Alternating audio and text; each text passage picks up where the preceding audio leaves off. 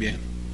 Vamos a 1 Tesalonicenses, capítulo 4.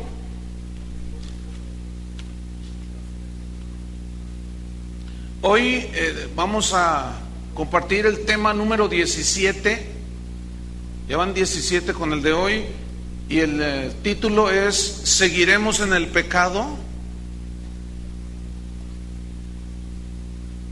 1 Tesalonicenses 4, versículo 3.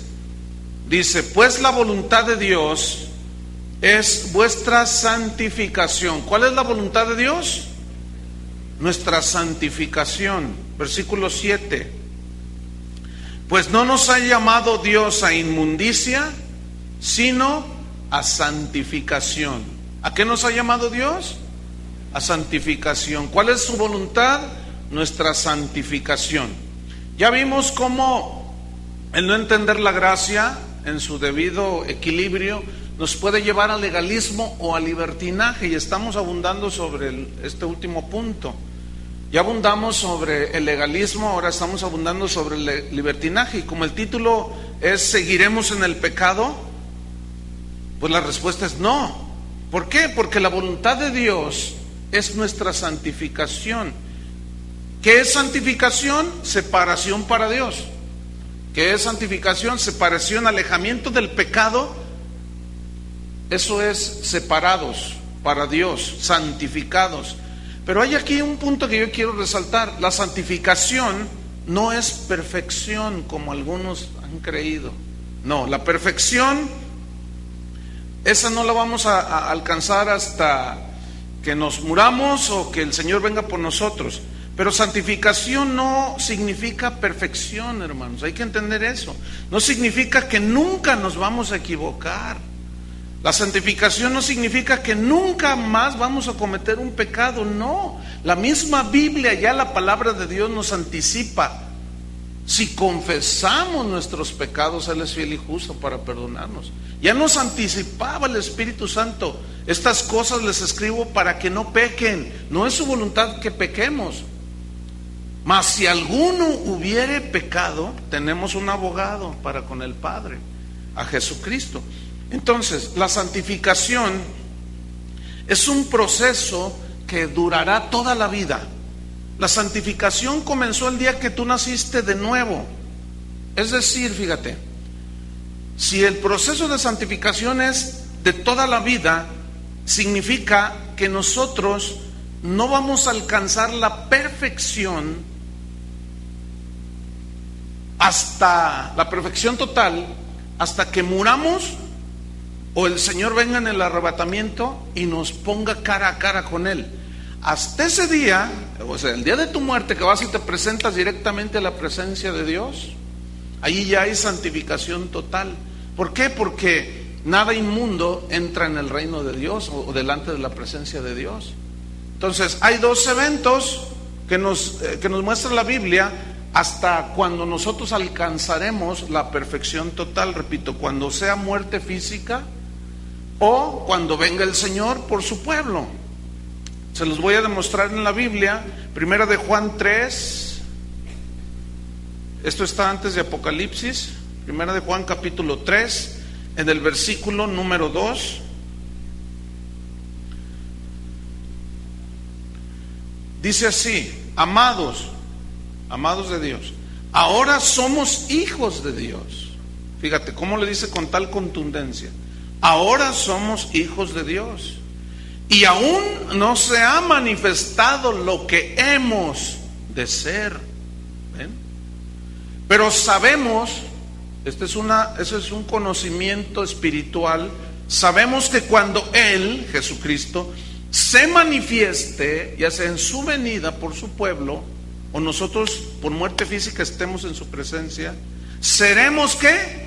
Semejantes a Él, semejantes en cuerpo glorificado, ¿sí? Perfecto, porque le veremos tal como Él es. Versículo 3.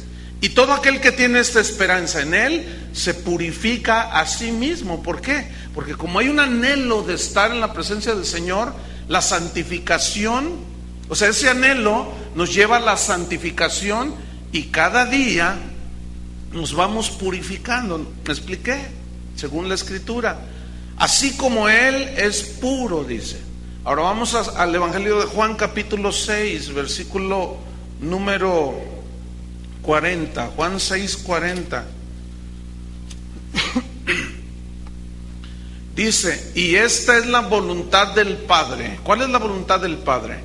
El que me envió, dijo Jesús, que de todo lo que me diere, eso es a los que íbamos a recibirle a Él, no pierda yo nada, sino que lo resucite en el día postrero. Escúchame bien, tenemos asegurada la resurrección.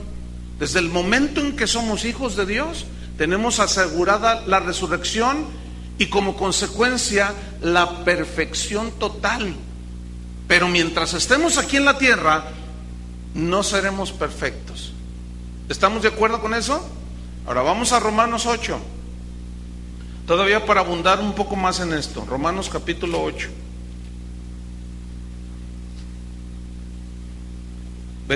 Versículo 28. Dice, y sabemos, es un conocimiento espiritual también, que no todos tienen desgraciadamente, pero los que sabemos que a los que aman a Dios, ¿cuántos aman a Dios? Ok, a ustedes, es para nosotros. A los que aman a Dios, todas las cosas, buenas o malas, de cualquier tipo, incluye personas buenas, malas, todas las cosas les ayudan a bien, obran para bien. Esto es, a los que conforme a su propósito, al propósito de Dios, son llamados. Digan todos llamados. Fíjate lo que dice el versículo 29. Porque a los que antes conoció, también los predestinó para que fuesen hechos conformes a la imagen de su Hijo Jesús, para que Él sea el primogénito entre muchos hermanos. Y a los que predestinó, a estos también llamó, y a los que llamó, a estos también justificó, y a los que justificó, a estos también glorificó. ¿Qué pues diremos a esto? Si Dios es por nosotros, ¿quién contra nosotros? Ahora vamos a estudiar brevemente estos versículos. Dice ahí en el 29,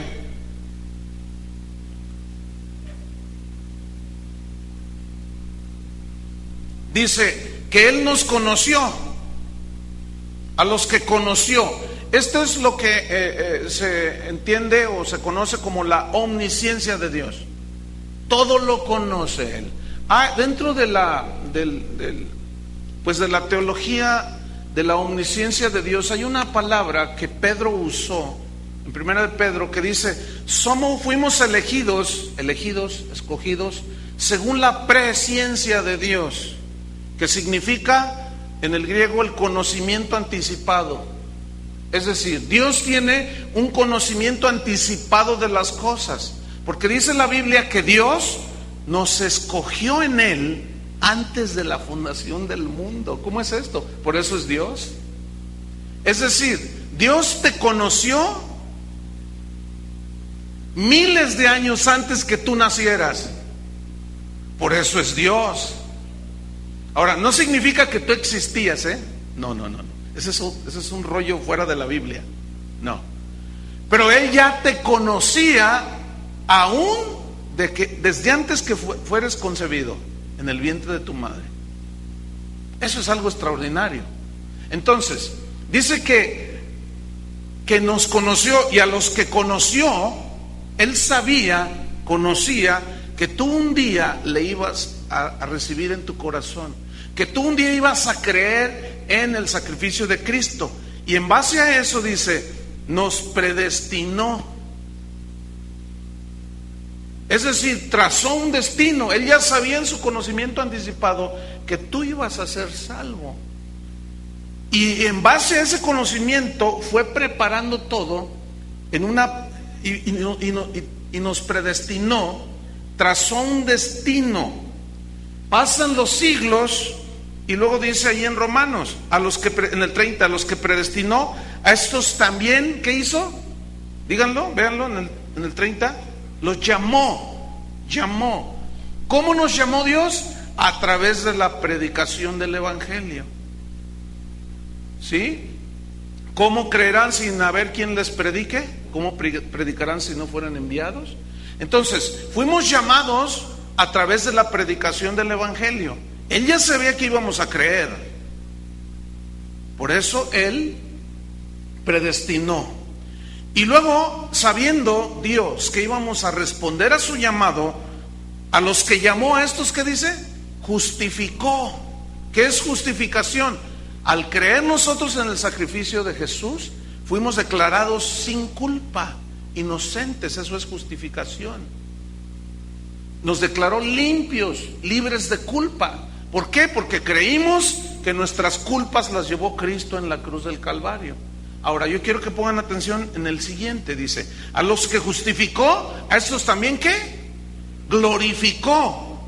La glorificación es un evento que todavía no se da.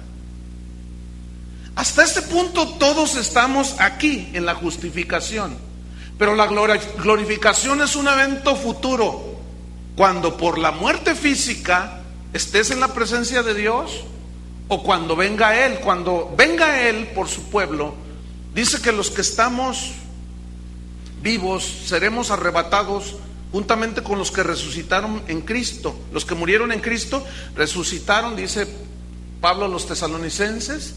Luego nosotros, los que hayamos quedado, seremos transformados, glorificados. Entonces todavía este evento no se da, pero lo tenemos asegurado. ¿Por razón de qué? De la salvación. Ahora, escúchame bien. Aquí está la justificación. Aquí, miren acá. Y aquí está la glorificación, un evento que todavía no sucede. Pero entre la justificación y la glorificación está toda tu vida que vas a desarrollar aquí en la tierra. Y es aquí donde entra la santificación, que es esa separación continua de cada día, de limpiar tus pensamientos, tus actitudes, las inclinaciones de tu corazón. Eso es la santificación. Entonces, si tú eres nacido de nuevo, Dios te conoció, te predestinó, te llamó, te justificó. Si eres una persona justificada, si eres tú una persona que dice que es salvo, todo el que diga que es salvo, que es cristiano, hijo de Dios, no puede evadir el proceso de santificación. No puede decir, pues, ¿y si no me dan ganas, Señor? ¿Y si no siento? No, espérame. La voluntad de Dios, en tanto que Él viene, es nuestra ¿qué? Santificación. Esa es la voluntad de Dios. Entonces, nadie absolutamente que dice ser nacido de nuevo puede evadir este proceso.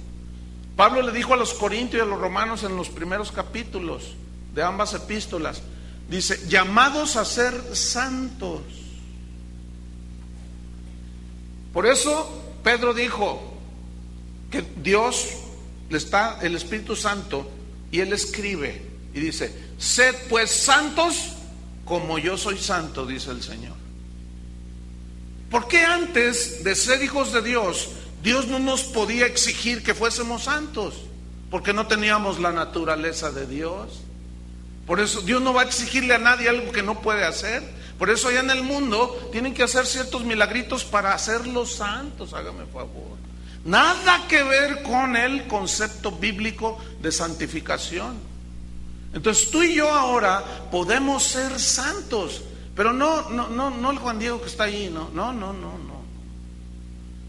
Esas son poses espirituales, no. ¿Qué es un santo? Es uno que es apartado del pecado, que cada día se aleja más y más de toda la corrupción del mundo. Entonces sería una contradicción que alguien que dice que está en Cristo, ¿cuántos están en Cristo? Si tú dices que estás en Cristo y nunca inició el proceso de santificación, tú no eres cristiano. Es decir, aunque tú vengas a la iglesia, te reúnas, des tus diezmos y aún ores, si no has sido regenerado, si no has nacido de nuevo, es obvio que no ha empezado el proceso de santificación. Entonces tú mismo te das cuenta que desde que supuestamente alguien dice que es cristiano y no ha habido ese proceso de santificación, pasan los años, los días, los meses, las horas, y sigue siendo el mismo y la misma, y a veces hasta peor.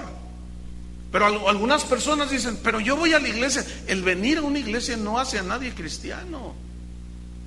Judas estaba cerquita de Jesús y nunca fue salvo. Entonces, la santificación no es algo opcional. No es algo de que, oigan hijos, ¿quisieran ser santos? Pues, no, Señor, tú sabes, estamos aquí en el mundo. Y alguno dice, no, yo sí, Padre. Y otro dice, no, pues yo no, discúlpenme. No es algo opcional, no es algo de que si tú quieres o no. Es que tiene que ser un proceso totalmente normal en la vida de un nacido de nuevo. Porque si Dios te conoció, te predestinó, te llamó, te justificó, ¿tú crees que te va a glorificar viviendo como te da tu gana? No existe eso en la Biblia. Es la voluntad de Dios nuestra santificación. Dios no nos hizo sus hijos para que vivamos como hijos de Satanás. Eso no existe en la Escritura. No lo contempla la Biblia. Jesús, fíjense lo que dijo en Juan 17. Abra su Biblia. Juan 17. A mí me gusta que ustedes abran la Biblia. Por eso no les ponemos los versículos en la pantalla. Porque si así ni la leen. Ahora imagínense que se los ponemos ahí. No, hombre, ustedes se quedan así. Por eso no les ponemos los textos en la pantalla. Juan 17, 17. Fíjate lo que dijo Jesús. Cuando tengan, digan ya. O espéreme, pastor. ¿Ya? Ok. Aquí está orando Jesús al Padre a favor de sus discípulos y de los que habían de creer en Él. Dijo, santifícalos en tu verdad. Tu palabra es verdad. ¿Qué significa esto? Santifícalos en tu verdad. Tu palabra es verdad. Es decir, a medida que tú, escúchame bien, vives las verdades del Evangelio, ¿qué va a suceder con tu vida? ¿Un proceso de qué? De santificación. Santifícalos cada vez más, Señor, a través del poder de la palabra de Dios. Santifícalos en tu verdad. Es decir, ahí dice que yo no maltrate a mi esposa. Pues los que las maltratan ya no lo hagan, porque allí dice que no. El que robaba ya no robe. Su palabra dice que no. Más bien que trabajes y Dios te va a bendecir y vas a compartir aún con el que tiene necesidad. Entonces, todos estos mandamientos de Dios, ¿dónde están? En la Biblia. Por eso Jesús ora al Padre y dice, santifícalos, apártalos cada día más a través de la verdad de tu palabra. Por eso el que oye la palabra de Dios y la hace es un hombre que edifica sobre la roca, sólido. Pero el que oye la palabra de Dios y no la hace es un hombre insensato, una mujer torpe que edifica sobre la arena. No tiene fundamento su vida. No hay santificación, porque la palabra de Dios es la que nos santifica. Versículo 19. Y por ellos, o sea, por los que habían creído y por los que habían de creer, y por ellos, dice Jesús, yo me santifico a mí mismo. Esto no significa que Jesús necesitaba santificación. Es que acuérdense que las palabras tienen diferentes significados. Porque Jesús fue justo, sin mancha, alejado de los pecadores, sin engaño en su boca. Pero ¿qué significa? Que por ellos yo me santifico a mí mismo, para que también ellos sean santificados en la verdad. Significa que la obra consumada de Cristo, cada vez que alguien obedece la palabra de Dios, cada vez que alguien cree en Jesús, está proclamando la santidad de Dios. ¿Por qué? Porque cuando alguien se convierte a Cristo, al nacer de nuevo, viene la naturaleza de Dios a la persona. Esto es algo maravilloso. Entonces, ¿qué significa? que Dios, la santidad de Dios, que fue consumada, mejor dicho, el sacrificio que fue consumado en la cruz del Calvario, cuando tú y yo creemos, estamos engrandeciendo la santidad de Dios, porque ahora nosotros podemos ser santos. Si algo, a ti te pueden acusar de lo que sea, que te lo comprueban es diferente. Si algo el mundo va a rechazar de ti, si caminas con Jesús, es que andes en santidad. Te van a decir de todo, porque tú no vas a conciliar con la forma de vida del mundo. Si los del mundo no notan nada, ponte a pensar algo, Si tú hablas como los del mundo, vives como los del mundo, haces lo que los del mundo, pues eres del mundo. Le hace como pato, camina como pato, vuela como pato, ¿qué será? Un pato. Hebreos 12. Fíjate este versículo, que a veces es mal entendido, pero lo vamos a explicar ahora. Hebreos 12, versículo 14.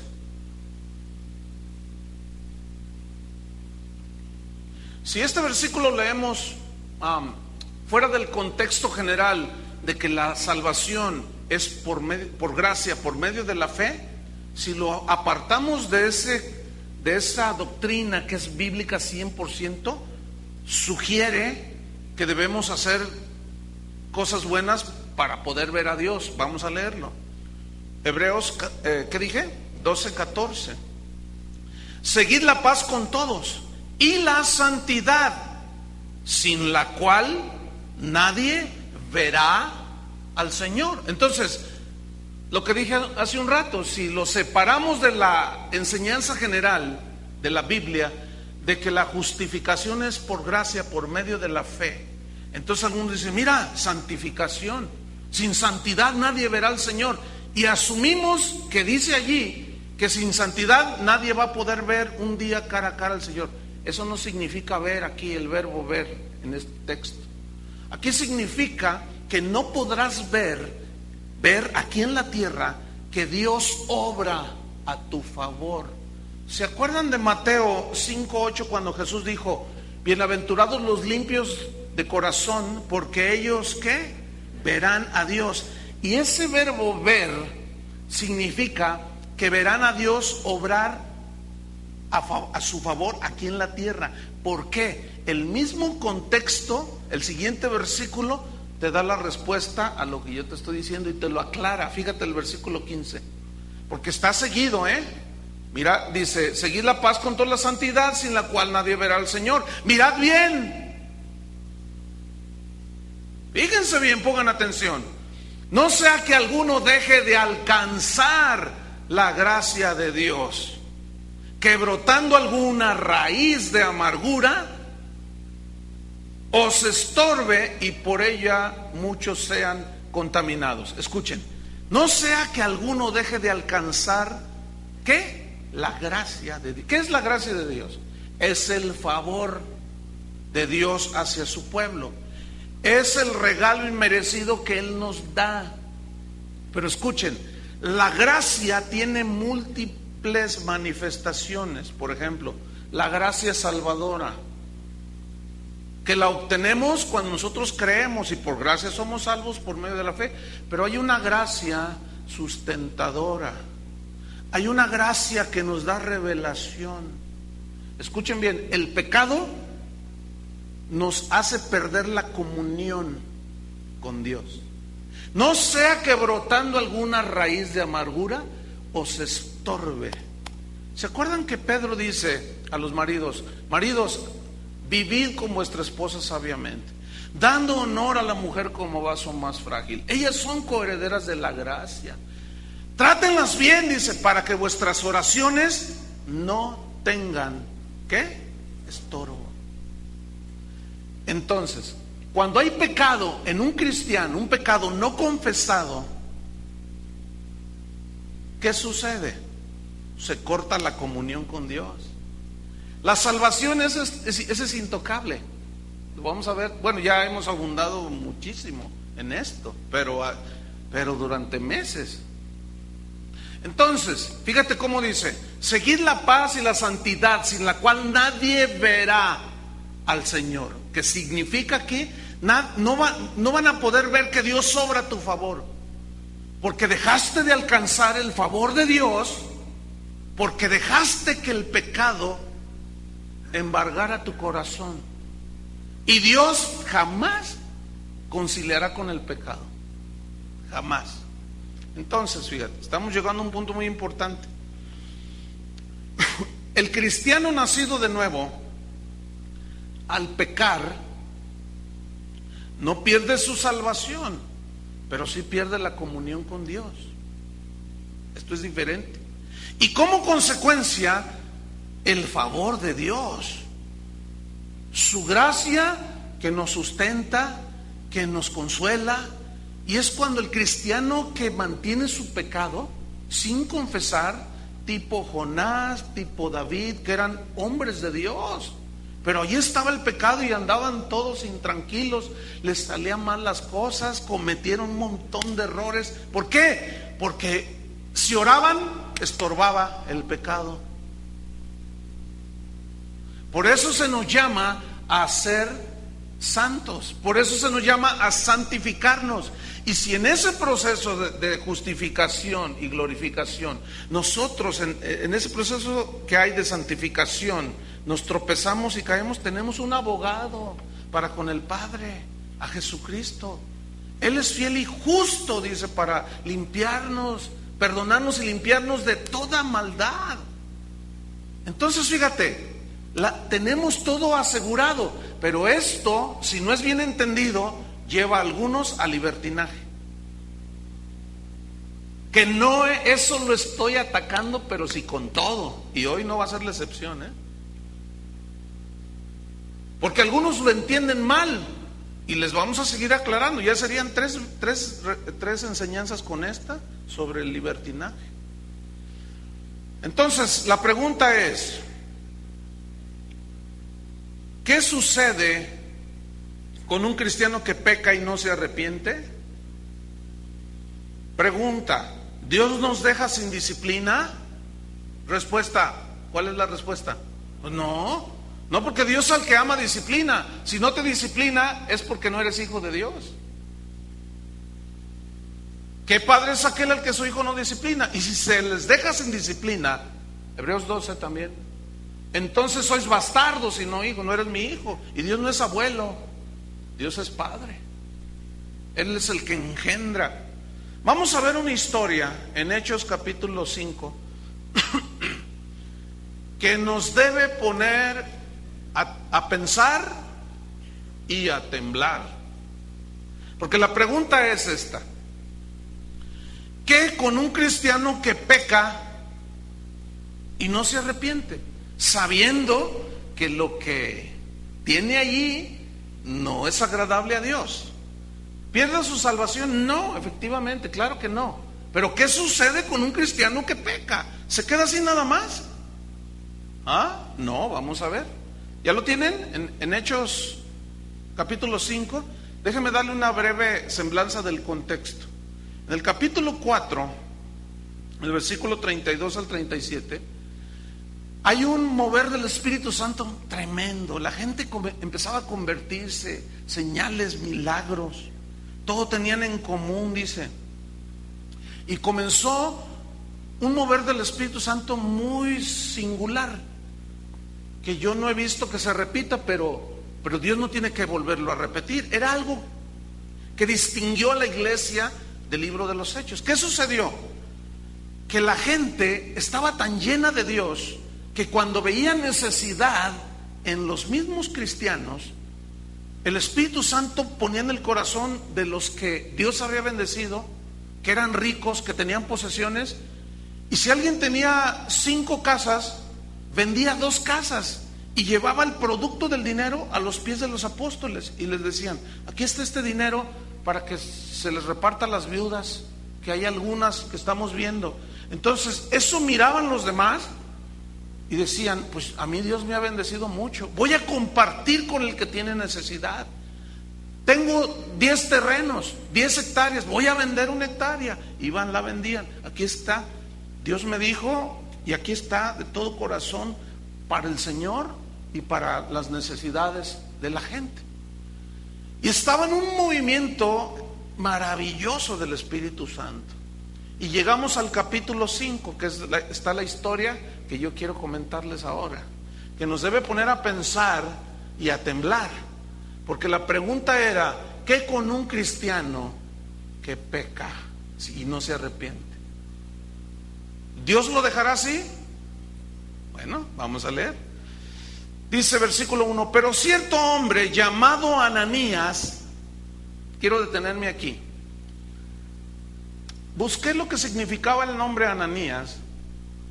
Es que hay tanto que decir. Y encontré que Ananías significa, fíjense qué interesante, el Señor es lleno de gracia. Eso significa Ananías. ¿Qué nombre tan bonito tenía este tipo, este hermano? ¿Cómo te llamas? Me llamo el Señor es lleno de gracia. ¡Wow! ¡Qué tremendo! Ahora yo les pregunto, ¿el Señor es lleno de gracia? Cuando abundó el pecado, sobreabundó la gracia. Dígame si no es el Señor lleno de gracia. Pero escúcheme, Ananías es un ejemplo en la Biblia de un hijo de Dios que, aunque se llamaba el Señor lleno de gracia, tomó la gracia como ocasión para hacer lo que le daba su gana, y Dios no lo dejó así. Pues este hombre llamado Ananías, con Zafira su mujer, era un matrimonio. Zafira significa mujer hermosa. O sea, tenían unos nombres bien bonitos, ¿verdad? No se llamaba Petronila, que quiere decir señora del petróleo. No se crean. Dice, bueno, Zafira y Ananías, dice que Ananías vendió una heredad. Yo quiero que esto lo inserte en el contexto de los versículos anteriores del capítulo 4, este mover que yo les describí. Vendió una heredad, es decir, ellos eran dueños. Se nota que tenía más, porque dice vendió una heredad, no dice que vendió su heredad, vendió una. Posiblemente tenía 50, posiblemente tenía 100 heredades, no sabemos. Pero de que era un hombre rico, sí, pero él había creído en Cristo. Pero escúcheme bien, sigo leyendo. Vende la heredad, versículo 2, y sustrajo del precio. ¿Cómo es esto que sustrajo del precio? Sabiéndolo también su mujer. O sea, platicaron, lo más seguro, se confabularon. Oye, Zafira, pues Dios está haciendo algo hermoso en la iglesia. Dios nos ha bendecido. ¿No se te hace no se te hace bueno, que sería algo justo que nosotros compartiéramos con los pobres algo de lo mucho que Dios nos ha dado? Pues sí, ¿qué hacemos? Pues vendemos una heredad. ¿Cuál? Pues las 10 hectáreas que tenemos ahí en la esquina. El Sams las quiere comprar, pero no se las vendemos.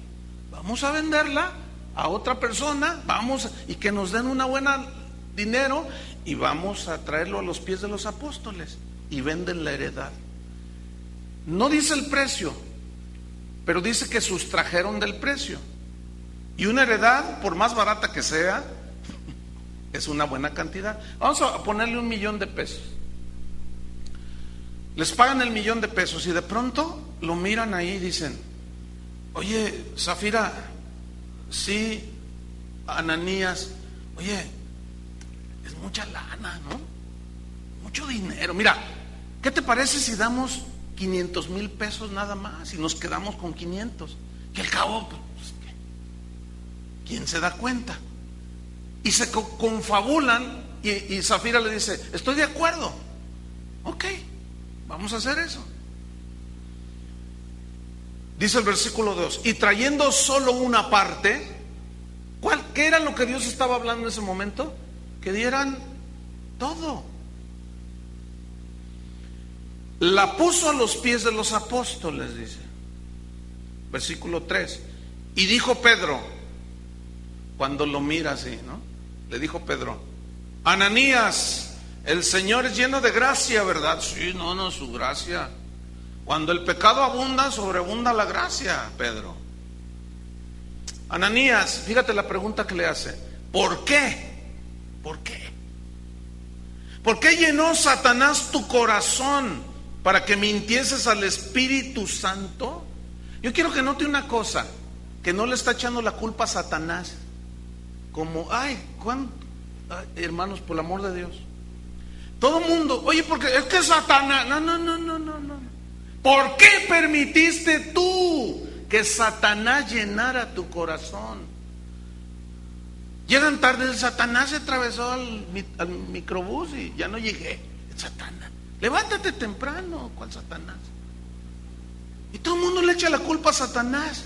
Escúcheme bien, él hace su labor, pero mayor es el que está en nosotros. Entonces quítese de su boca todas esas excusas que son tontas delante de Dios.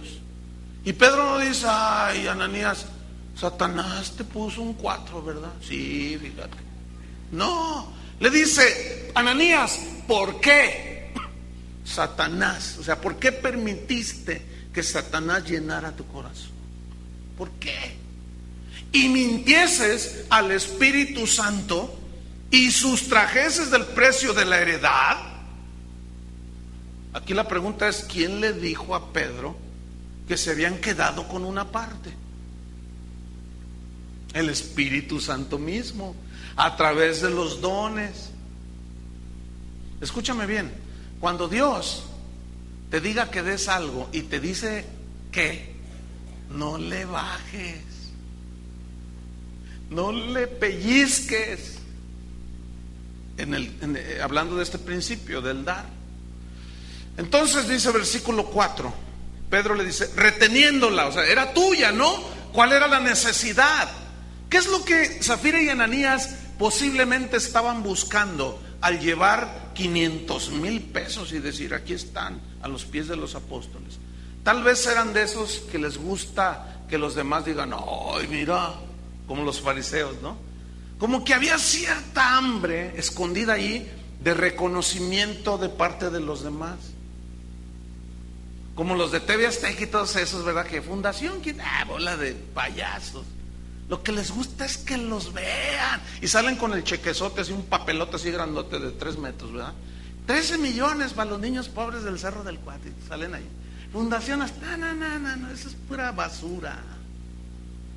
De veras, delante de Dios. ¿Ustedes creen que lo hacen así porque son bien buena onda? No, hombre, porque eso es publicidad para ellos y ellos ganan más. No, hombre, sí, que les crean los mismos de ellos que tienen la naturaleza caída. Pero el que tiene el Espíritu Santo se da cuenta que eso es una falacia. Están buscando reconocimiento. Ay, los artistas, voy a hacer un concierto a favor de los que tienen cáncer. ¿Para qué es un concierto de los 300 millones de dólares que tiene?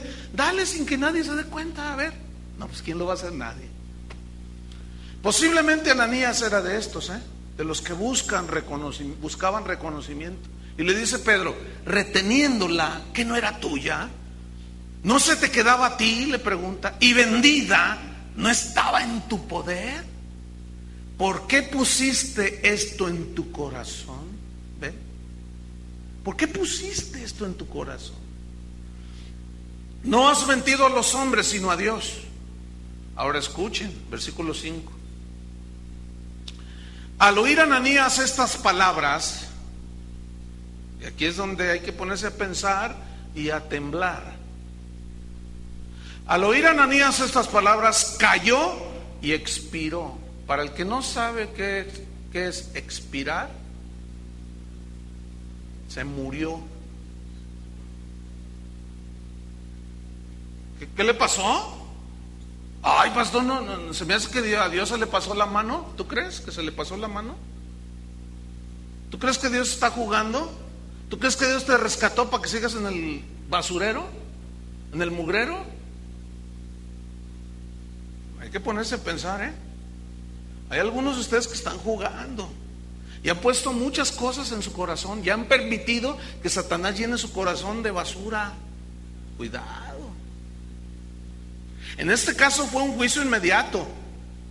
No siempre es así, pero sigamos leyendo. Al oír Ananías estas palabras, cayó y expiró, y vino un gran temor sobre todos los que lo oyeron. Yo les pregunto, ¿es necesario que se mueran 2, 3 aquí para que todos ahí nos pongamos a filo? Así, ay padre, ahora sí ya.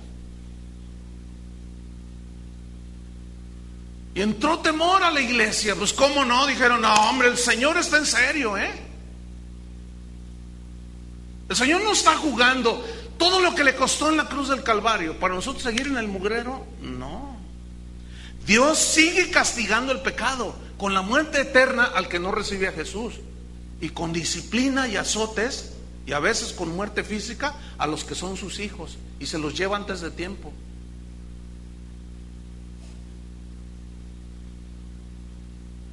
Yo no creo eso. Entonces, ¿qué le pasó a ese? ¿Qué le pasó a ese? No, y ahí no acaba la historia, versículo 6. Y levantándose los jóvenes lo envolvieron y sacándolo lo sepultaron. Pasado un lapso como de 3 horas sucedió que entró su mujer, la hermosa, no sabiendo lo que había acontecido. Entonces Pedro le dijo, dime, ¿vendiste en tanto la heredad? Y ella dijo, sí. ¿Lo vendiste en 500,000 pesos? Sí. En 500,000 pesos, versículo 9. Y Pedro le dijo, ¿por qué? Otra vez, ¿por qué? Esa es la pregunta que el Señor nos hace hoy. ¿No te saqué del pecado? Y tú dices, sí. Entonces, ¿por qué sigues ahí? Es que no te limpié yo, no te justifiqué, sí. Ahora santifícate. Pero ¿por qué sigues haciendo eso? ¿Por qué sigues agarrando lo que no es tuyo? ¿Por qué? ¿Por qué sigues poniendo tu corazón en aquella mujer que no es tuya? Ya tienes la tuya. Sí, Señor, pero me equivoqué. No seas payaso. ¿Cómo que te equivocaste? Ay, miras que así vienen hombres. Ay, hermano, es que pues yo me casé a fuerzas, dice. ¿Y qué quieres? ¿Divorciarte y que te case yo? Bueno, yo no sé qué piensa la gente. O de plano no son salvos, o yo no sé qué pensar. ¿Por qué? Dice. ¿Por qué convinisteis? ¿Por qué te confabulaste en tentar al Espíritu del Señor? He aquí a la puerta los pies de los que han sepultado a tu marido y te sacarán a ti. Ay, ay, ay. Versículo 10. Al instante ella cayó a los pies de él y expiró. Para los que no saben qué significa expiró, colgó los tenis,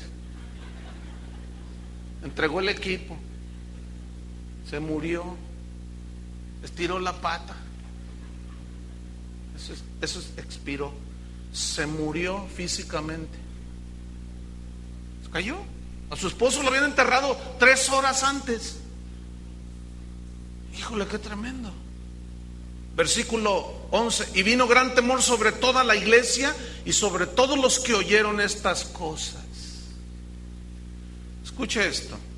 Aquí en esta historia vemos varias cosas que ellos comenzaron a permitir que se anidaran en su corazón. Entre otras, codicia. Fíjate, tenían mucho. Cuando Dios les dijo, den, vamos a dar, pero una vez que vieron ahí el dinero, no, mejor nada más una parte. Codicia, avaricia, ¿qué más? Engaño, mentira. Este pecado estaba en lo secreto del corazón y de Zafira y Ananías. Nadie sabía excepto Dios. Era un pecado secreto, como tú y yo podemos tenerlos. Y pensamos que nadie sabe. Mi esposa no sabe, mi jefe en el trabajo no sabe, los hermanos no saben, el pastor pues nomás se la pasa leyendo la Biblia, ese menos sabe.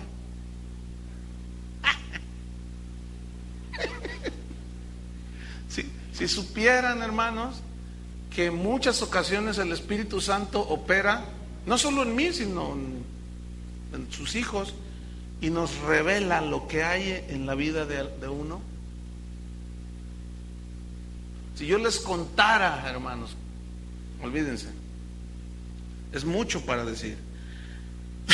Este pecado secreto, Dios lo expuso, lo sacó a la luz ante la congregación, hermano. Y todavía quedó escrito allí para nuestra amonestación, dice Pablo. Estas cosas se escribieron para nuestra enseñanza, para nuestra amonestación, para los que hemos alcanzado el fin de los siglos. Porque si Dios no perdonó a aquellos que hicieron esto, que en el desierto se revela, tampoco a vosotros, aunque seamos hijos de Dios.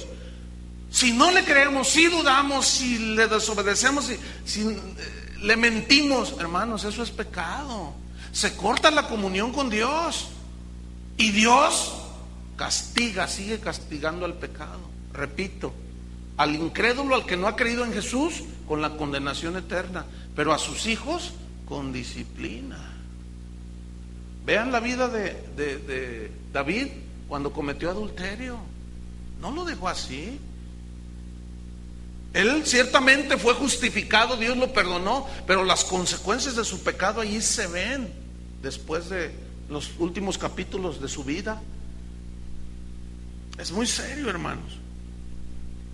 Entonces, este pecado secreto, Dios lo expuso ante la congregación. ¿Por qué razón Dios lo tuvo que hacer así? Para mostrarnos Dios el rechazo que tiene hacia el pecado. Hermanos, si de allí nos sacó, ¿cómo viviremos aún en él? Dice Pablo a los romanos. Pedro discernió y vio, entre otras cosas, la hipocresía de Zafira y de Ananías. Pero ¿saben qué hizo Pedro? Pedro no era como los líderes de hoy. Él confrontó el pecado. Los líderes de hoy dicen, no hay que decir, hay que taparle, hay que cubrirle las espaldas para que no se sepa, porque si se sabe que esta persona tan usada por el Señor está en semejante pecado, ahí va a ser un escándalo en la iglesia y muchas ovejitas se van a dañar. Y lo siguen dejando predicar, y lo siguen dejando dirigir la alabanza. Cuando son homosexuales, andan en adulterio y son unos tranzas de primera y no les hacen nada. ¿No será que esos que tapan andan en lo mismo?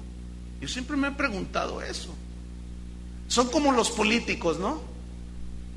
Dicen, te agarramos en esta tranza, le dicen al otro, y entonces el otro le empieza a escarbar, y yo te agarré en esta otra. Bueno, vamos negociando, ¿no? Mira, tú te quedas con la diputación aquella, yo me quedo con aquel estado, y así todos ya, pero pues no hay que sacarnos nuestros tapitos. Hermanos, nosotros no somos como los diputados ni los senadores que se confabulan entre ellos y se tapan su cochinero. Y Pedro no era de esos. Pedro no era senador ni diputado, era un apóstol y confrontó cara a cara, hermanos, el pecado de Zafira y Ananías. Y la Biblia no escondió sus nombres.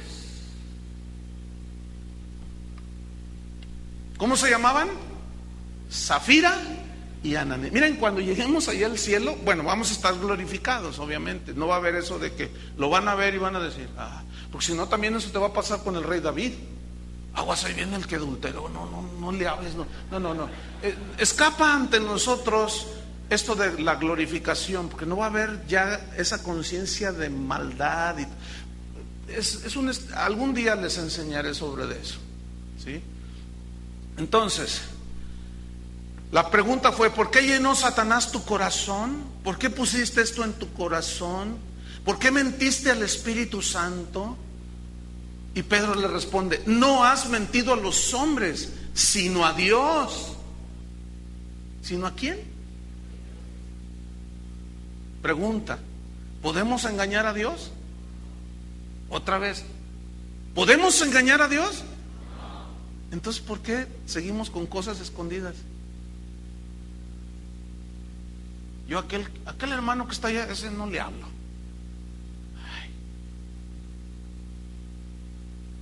Fíjate nomás. Oye, ¿y por qué? No, es que un día me torció la boca y dijo un chisme de mí. Bueno, quédate con tu amargura, pues. Y luego haces tu papeleta allí, oren por mí para que Dios me dé un trabajo, y no llega. Pues ¿sabes por qué? Porque las oraciones no llegan. ¿Podemos engañar a Dios? Entonces, no os engañéis, dice claramente Pablo a los Gálatas.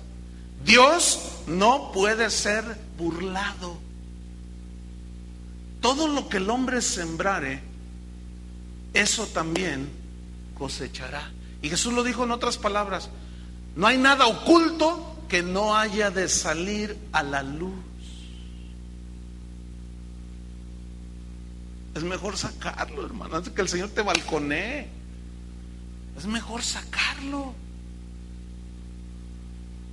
Algunos se han enojado conmigo porque yo he dicho nombres aquí y dicen: no, es que eso no enseña la Biblia. Pues ¿cuál Biblia estás leyendo? ¿La de los mormones? Porque la Biblia no calla nombres, ¿sí o no? Claro, no siempre está uno diciendo nombres, es obvio. Son casos especiales y este fue uno. Dios nunca escondió el adulterio de David, nunca lo escondió. ¿Se fijan que no? Si no se lo escondió aquel que era conforme a su corazón, que era un hombre extraordinario, ¿tú crees que te va a esconder el tuyo? Hablando así que en plata pura, ¿le llega siquiera los talones al rey David? ¿Tú crees, si a él no se lo dejó oculto, tú crees que a ti te los va a dejar y a mí? No. Pregunta, y aquí es donde está el meollo del asunto y nos vamos sobre el final. ¿Por qué Dios se enjuició con la muerte física a 2 de sus hijos? Otra pregunta, ¿por qué Dios en ocasiones decide enjuiciar a algunos de sus hijos que mueran físicamente antes de tiempo? ¿Por qué Dios en ocasiones? No siempre es así. ¿Acaso Dios siempre juzga el pecado de sus hijos de esta misma forma? ¿Un juicio inmediato? La respuesta es no. Pero yo les voy a decir por qué no. Porque Dios, en su inmensa misericordia, está esperando pacientemente que te limpies. Pero en algunos es juicio inmediato, en otros no. Déjeme ponerle unos ejemplos bíblicos de juicio inmediato en gente que era del pueblo de Dios, que prefirió Dios llevarlos a su presencia a que siguieran dando lástima aquí. En el Antiguo Testamento, Nadab y Abiú, hijos de Aarón, Levítico 10, no lo busquen, toman unos incensarios, ponen incienso y se van allí a la casa de Dios y empiezan a ofrecer. Y Aarón les dice: ustedes no pueden hacer eso. No, ¿por qué no? Nosotros sí, órale. Y dice que ofrecieron fuego extraño. Dios no había designado que ellos lo hicieran. Y hay que respetar lo que Dios dice, ¿sí o no? Entonces dice la Biblia que del altar salió fuego de Dios, o del cielo descendió fuego y los dejó como chicharrón, hermano. Tú dices: ay Dios, qué Dios tan tremendo. Sí, fíjate, horrenda cosa es caer en manos de un Dios. Horrenda cosa es caer en manos de un Dios que es fuego consumidor. Y los achicharró, hermanos, fue juicio inmediato. Otro ejemplo en el Antiguo Testamento, Coré. Esto está en Números 16.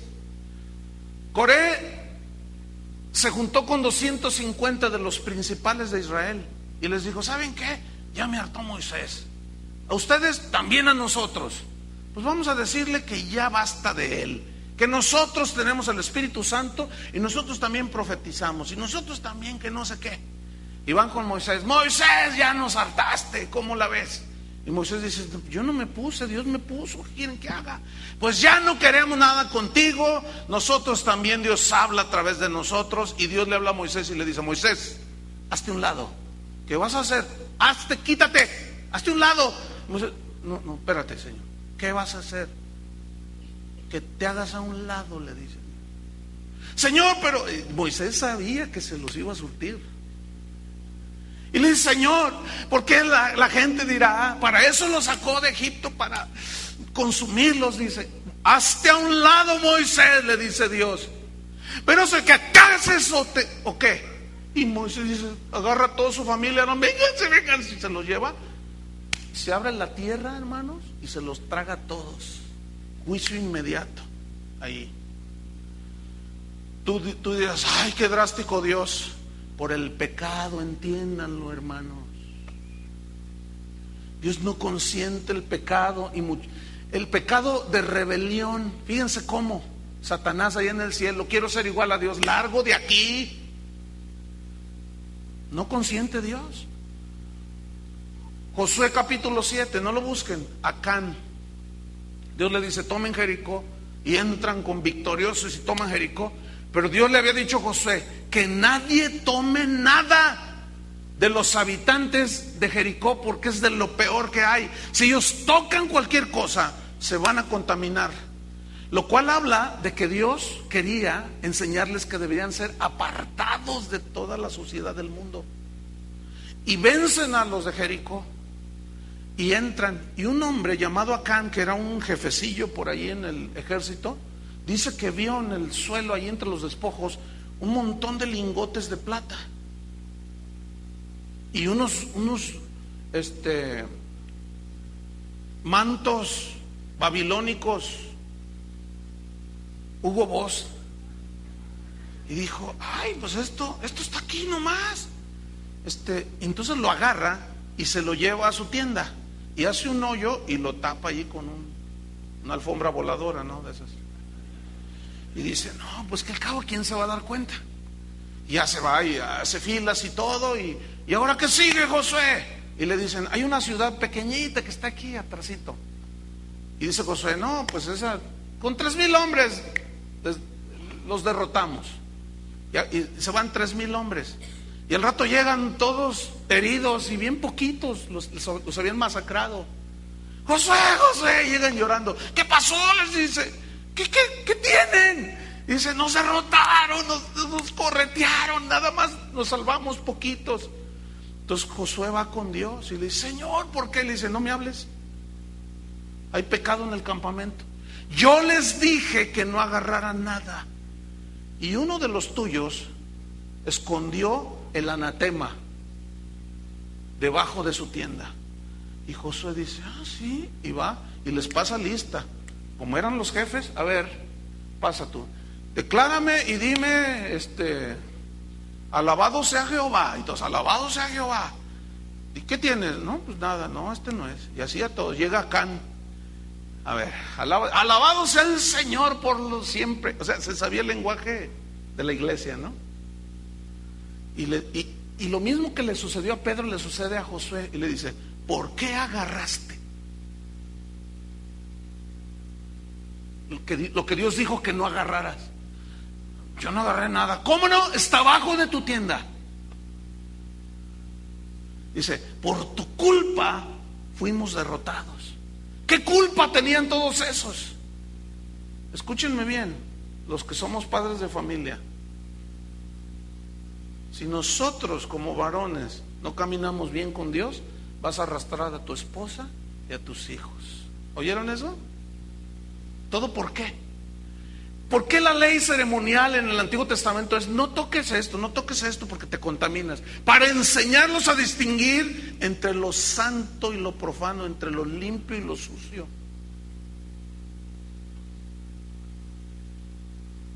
Eso es santificarse, hermano. Y cayó el juicio inmediato. Todo eso es del Antiguo Testamento. Ya ni qué contar de Usa, que extendió la mano para detener que el arca de Dios se cayera y cayó fulminado en ese momento. Bueno, en el Nuevo Testamento hay varios casos. Estos son de gente del pueblo de Dios. En el Nuevo Testamento, ya con la justificación, con la redención, con la salvación y todo, Dios trajo juicio inmediato sobre Zafira y Ananías, hermanos.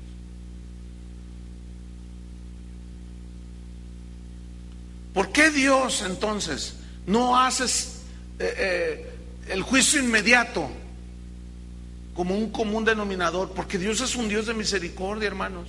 Jeremías lo dijo: por su misericordia no hemos sido consumidos. Esperando que tú reacciones, esperando que tú digas: Señor, he pecado. El ejemplo claro en la Biblia de comunión cortada sin perder la relación padre-hijo es la parábola del hijo pródigo. Se fue, perdió la comunión, siempre dejó de ser nunca dejó de ser hijo de su padre. Y su padre dice que todos los días salía para ver si regresaba. Y cuando perdió la gracia de Dios, dejó de alcanzar la gracia de Dios, le fue como en feria. Y se puso a comer, a cuidar cerdos, y tenía hambre y ni siquiera le daban los cerdos, no compartían con él nada, cual nada, no les daban nada. Y de pronto dice, volviendo en sí, dijo: iré a la casa de mi padre y le diré: Padre, he pecado contra el cielo y contra ti. ¿Ven? Su voluntad se lo llevó, su voluntad de querer hacer lo que le da su gana, cortó la comunión. Su voluntad, cuando él volvió en sí, reconoce que ha pecado, pide perdón al cielo y al Padre, y es regresado a la comunión con el Padre. Eso es lo que nos pasa a los hijos de Dios. Pero en algunos casos el juicio es inmediato, en otros se tarda. Se lo pongo un último versículo, se lo pongo otro ejemplo en la Biblia. Primera de Corintios 11. Vamos rápido. Primera de Corintios 11, versículo 29. Ay, hermanos, miren, su misericordia hace que el juicio de Dios no sea inmediato en la mayoría de nosotros, por su misericordia. Pero el hecho de que no venga un juicio inmediato no significa que no sucederá nada. ¿Me escucharon eso? El hecho, porque algunos dicen, o sea, hacen sus pecados, andan en lo que andan y no pasa nada, entre comillas, y dicen, no, pues no pasa, no debe ser tan malo. Es que Dios es lleno de gracia. El hecho de que no te fulmine Dios y me fulmine Dios instantáneamente no significa que nunca va a hacer cuentas con nosotros. No significa que Dios un día no vaya a hacer algo contigo y conmigo. Primera de Corintios 11, 29. Aquí ellos tomaban la cena del Señor. Tenían los símbolos, el pan, el vino, simbolizaban la sangre y el cuerpo de Jesús. Ahora fíjate lo que dice el 29. Porque el que come y bebe indignamente, sin discernir el cuerpo del Señor, juicio, ¿qué? Come y bebe para sí juicio. ¿Qué es esto? ¿Qué significa no discierne el cuerpo del Señor ni la sangre? De que te andaban en sus pecados, en el libertinaje. La gracia de Dios es suficiente. Llegaban a tomar la cena del Señor y no confesaban sus pecados. Dicen, no pasa nada, gloria a Dios, aleluya. Eso significa no discernir el cuerpo y la sangre del Señor. ¿Qué más dice? El que hace esto, juicio come. Juicio. Aquí juicio significa un castigo que tiene que pagar por lo que hace. Y bebe juicio también. Escuchen versículo 30. ¿En qué consistió este juicio? En los cristianos corintios. Ahí va. Por lo cual, o sea, en vista de que comen indignamente, andan jugando con Dios como Ananías y Zafira, por lo cual hay muchos enfermos. Aquí la palabra griega que se tradujo por enfermos significa literalmente que pierden su salud física. Escúcheme bien, aquí el equilibrio es este. Cuando alguien se enferma, no necesariamente es porque está en pecado, porque el cuerpo está sujeto a debilidades. Estamos en este cuerpo corrupto. Pero en ocasiones, escúcheme, cuando hay pecado oculto, según la Biblia, algunos se enferman. ¿Por qué una enfermedad? Porque resulta que es cuando en la enfermedad nos quebramos más fácil. Estamos ahí, y te achachí, ¿verdad? Dicen,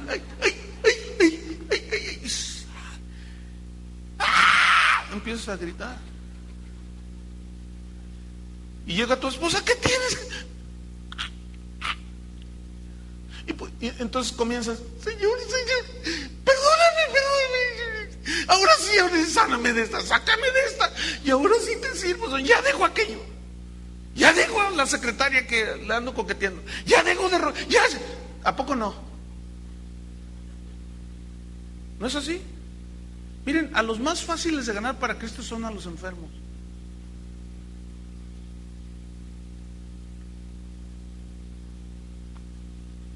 Si ustedes supieran cuánta gente he ministrado antes de morir. Una vez llegué al lecho de una mujer.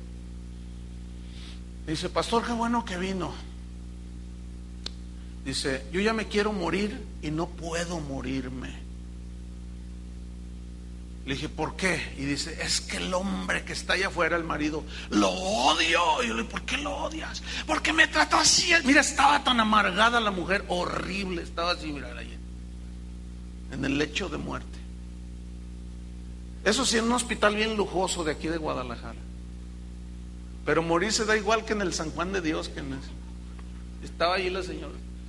Entonces yo le dije, dice, yo sé por qué estoy así, por el odio que tengo contra mi esposo, dice. Yo le dije, necesitas perdonarlo. ¿Decides perdonar? Y ella dice, sí, lo perdono. Y empieza a llorar. Cristiana la señora, obviamente. Y en cuanto ella perdona, entra como en una paz y se muere. Entonces yo voy sobre el marido. ¿Cómo está? Le dije, ¿sabes que tu esposa? No, perdón, mire, me adelanté un poco. Cuando ella me dice que lo odia, yo voy por el marido. ¿Cómo está? Le digo, está mal. Le dije, pero por tu culpa, le dije. Porque ven para que te diga todo lo que te odia. ¿Cómo? Si yo la traté como una reina, no seas hipócrita, ándale, ven rápido porque se está muriendo tu mujer. Y mi amor, no, ¿cuál mi amor? Y empieza a sacar toda la amargura a la señora. Cuando el hombre le dice, perdóname, sí, aquí delante del pastor. Y ella, delante de mí, ¿yo qué? Delante de Dios, no seas tan babalucas. Es que a veces somos tan fuera de onda, hermanos. Mira, cuando saca todo aquello la señora, cierra los ojos y se muere. El otro, le dije, tú la mandaste allí, le dije. Tú la mandaste allí. Ay, pastor, estoy en medio del dolor. Ah, cálmate, ¿cuál es el medio del dolor? Sí, te duele, claro, pero tú la mandaste allí. Fíjate nomás, hermano. Pero fue de alguna manera más fácil ministrarlos allí, a ambos. Ella se murió, él ahí anda, todo, está grande de edad. Y no le gustó que lo haya confrontado. Y dice, un día yo, me voy de la congregación, pues que te vaya bien, man. Está ofendido el hombre. Fíjate nomás. Increíble. Algunos, porque hay muchos enfermos, dice. Fíjense, en primera instancia, enfermos físicos. Luego dice, y debilitados entre vosotros. Aquí la palabra griega que se tradujo debilitados habla de gente sin fuerza física, pero no porque estuvieran en sí enfermos, sino que algo les hacía perder la fuerza física, la fuerza intelectual y la fuerza espiritual. Son de esos que no levantan una manita para pelear por nada. Son de esos de, oye hermano, mira, el Señor agarra las armas del Señor y pelea. Es que no tengo fuerza. ¿Sabes por qué no tienes fuerza? Porque hay pecados escondidos en tu vida y estás debilitado. Pero lo más triste es que dice a continuación en el versículo 30, y muchos, fíjate, muchos, ¿qué dice? Duermen. La palabra griega que se tradujo duermen se usa únicamente para referirse a la muerte de los hijos de Dios, la muerte física. Y durmió David con sus padres, y durmió Adán, y durmió Abraham, y durmió. Y la Biblia habla, los que duermen en el Señor serán resucitados. Dormir allí es muerte física. Ahora yo quiero que ustedes amalgamen toda la enseñanza. ¿Qué sucede con un cristiano que peca y no se arrepiente?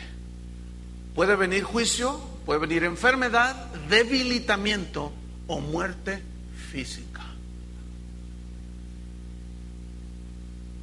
Déjenme contarles un episodio terrible de aquí, de casa de oración. Y yo lo he comprobado. Dios, miren, si juzgara al momento, en un juicio inmediato, nuestros pecados, ni yo estuviera aquí. Pero hace años, hermano, uno de los primeros matrimonios que ganamos para el Señor, nacen de nuevo, bien bonito, bien tremendo. Los conocimos de novios, se casaron y comenzaron tuvieron hijos. Un día, él gerente de un banco, un día su esposa me llama y me dice: pastor, creo que mi marido anda con otra mujer. ¿Tienes pruebas? Me dice: sí. Y me trae las pruebas y le llamo al hermano. Le dijo: oye, andas con otra mujer, ¿verdad? Dice: no, ¿cómo crees, pastor? Yo doy mis diezmos. Dice: yo te estoy diciendo si das tus diezmos o no. Es lo primero que sacan, fíjate. Son tremendos. La naturaleza humana es tremenda. Le digo: no. Tú andas en una relación ilícita con una mujer. No, ¿cómo que, pastor? Ya te ha de haber venido a decir la celosa de mi mujer. No son celos, yo aquí tengo las pruebas. Cuando se las enseño, y le hace: hermano, es que esa mujer se me fue metiendo y yo no sé ni cómo. ¿Por qué dejaste que Satanás llenara tu corazón? ¿Por qué permitiste que Satanás llenara tu corazón? ¿Qué tengo que hacer? Pues ¿cómo que tienes que hacer? Pues dejar esa relación, arrepentirte, pedirle perdón a Dios y dejar eso. ¿Saben que no lo dejó? Siguió. Le volví a insistir. Dejó de ir a la iglesia como 15 días, que porque el trabajo, se iba a trabajar al banco el domingo, según él. Pues un domingo me llama su esposa y me dice: pastor, mi marido ha fallecido. ¿Cómo? Le digo. Dice: y de la forma más horrible, pastor, que tú te puedas imaginar. ¿Qué sucedió? Dice: mira, andaba con su amante y la mamá de su amante. Señor alcahueta, que sabía que el hombre era casado, pero como era un gerente de banco, usted sabe cómo es la mujer del mundo, ¿no? Y venían de Chapala, y en contrasentido venía una camioneta grande, de esas de redilas, y de algo pasó que perdió el control, se saltó el camellón, voló la camioneta. Ellos iban en un auto compacto y cayó encima del auto, pastor. Y mi marido y la mujer fallecieron instantáneamente. La señora quedó lisiada de por vida. Anda ahorita en una silla de ruedas. De esto hace como 20 años, esto que les estoy contando. Escúchame bien. Literalmente, así como lo oyes, literalmente a él lo recogieron con una pala y espátula. Escúchame bien, literalmente, no había nada allí. Era algo sin ton ni son lo que había allí. Yo estoy convencidísimo que él está con el Señor, pero qué manera de morir, como un perro. Ahí, hermanos, fue juicio inmediato. Y les puedo contar otros más, no lo voy a hacer. ¿Por qué? Porque el único propósito de esto es: ¿seguiremos en el pecado, hermano? No. Dice Pedro que el juicio debe comenzar por la casa de Dios. Y si primero comienza por nosotros, ¿cuál será el fin de los que no obedecen al Evangelio? Yo escucho a pastores: queremos un avivamiento, damos un avivamiento, y un cochinero en la iglesia. ¿Ustedes creen que van a venir el avivamiento? No va a venir el avivamiento. Dios le dijo a Josué: dile al pueblo: santificaos hoy, que mañana haré maravillas con vosotros. Termino en Corintios, versículo 32. Fíjense, el 31 dice: Si pues nos examinásemos a nosotros mismos, ¿qué es examinarse? ¿Se acuerdan cuando iban a la doctrina en la Iglesia Católica? Para que hicieras ¿cómo decían? Examen de conciencia. Eso es. Escucha, está hablando de que se enfermaron, se debilitaron y se murieron. Y si pues nos examinásemos a nosotros mismos, no seríamos juzgados. ¿Por quién? Por Dios. Con un juicio así. Versículo 32. Mas siendo juzgados, somos castigados por el Señor. ¿Qué somos? Yo he escuchado predicadores que dicen que Dios no castiga. Se me hace que leen el Atalaya. Mas siendo juzgados, o sea, Dios nos juzga, nos castiga si no nos arrepentimos. Si tomamos a la ligera su gracia, somos castigados por el Señor. ¿Por qué y para qué? Finaliza. Para que no seamos condenados con el mundo. ¿Seguiremos en el pecado? Cierra tus ojos un momento.